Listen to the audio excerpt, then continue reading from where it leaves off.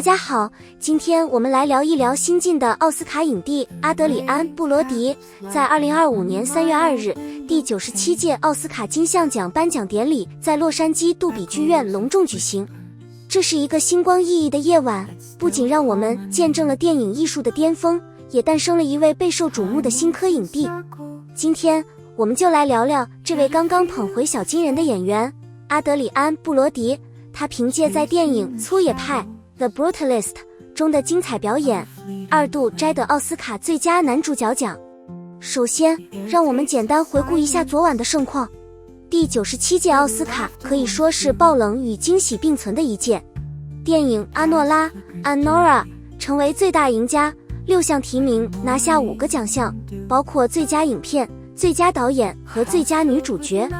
而《粗野派》虽然提名10项，最终拿下3项，但其中最重磅的莫过于阿德里安·布罗迪的影帝桂冠。当主持人柯南·奥布莱恩宣布他的名字时，全场掌声雷动。阿德里安走上舞台，脸上带着标志性的深情微笑，接过了属于他的第2个奥斯卡小金人。那么，阿德里安·布罗迪是谁？他为什么能再次征服奥斯卡评委的心呢？让我们把时间稍微拉远一点，聊聊这位演员的传奇经历。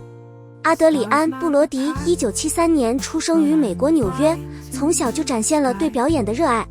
他曾在纽约的表演艺术学校学习，后来进入电影行业，凭借独特的面孔和深邃的演技逐渐崭露头角。说到他的面孔，大家可能会有印象，高鼻梁、深眼窝，带着一种忧郁而坚韧的气质，这让他在塑造复杂角色时特别有说服力。很多人第一次记住阿德里安是在2002年的电影《钢琴家》The Pianist 中，那一年他才29岁，饰演了一位在2战中颠沛流离的犹太钢琴家弗拉迪斯洛斯皮尔曼。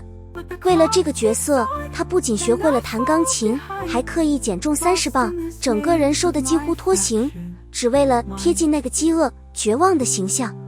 最终，他用近乎完美的表演打动了所有人，拿下了2003年第75届奥斯卡最佳男主角奖。那一刻，他创造了历史，成为奥斯卡影史上最年轻的影帝。那晚他上台领奖时，还激动地亲吻了颁奖嘉宾哈利·贝瑞，成为奥斯卡的一个经典瞬间。从那之后，阿德里安·布罗迪的名字就和实力派挂上了钩。不过，他并不是那种高产的演员，反而非常挑剔剧本，追求角色的深度和挑战性。这22年来，他出演了不少作品，比如《金刚》《布达佩斯大饭店》，但真正让他再次站上奥斯卡舞台的是今年的《粗野派》。《粗野派》是一部怎样的电影呢？它由导演布雷迪·科贝特执导，讲述了一位匈牙利裔犹太建筑师拉斯洛·托特在2战后移民美国，追逐梦想却不断与现实碰撞的故事。这部电影风格冷峻，叙事深刻，被不少影评人称为艺术与野心的完美结合。阿德里安在片中饰演这位建筑师，他用细腻的表演展现了角色的坚韧、痛苦和对理想的执着。据说，为了准备这个角色，他不仅深入研究了建筑学，还花了大量时间揣摩战后移民的心态。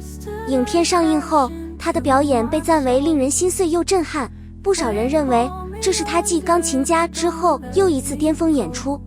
在颁奖礼上，阿德里安的获奖感言也感动了很多人。他走上台，先是深深地鞠了一躬，然后说：“22年前，我站在这里，觉得自己是世界上最幸运的人。今天，我再次站在这里，依然觉得不可思议。感谢粗野派的团队，感谢我的家人和朋友，是你们让我相信，艺术值得我们为之付出一切。”他还特别提到，这部电影让他重新思考了坚持和牺牲的意义。整段发言真挚而低调，完全符合他一贯的风格。值得一提的是，阿德里安这次获奖也让他成为奥斯卡历史上少数几位2封影帝的演员，和汤姆·汉克斯、丹尼尔·戴·刘易斯这样的传奇并肩。他的职业生涯虽然不算高产，但每一次出手都让人印象深刻。这种对表演的专注和纯粹，或许正是他能2次打动奥斯卡评委的关键。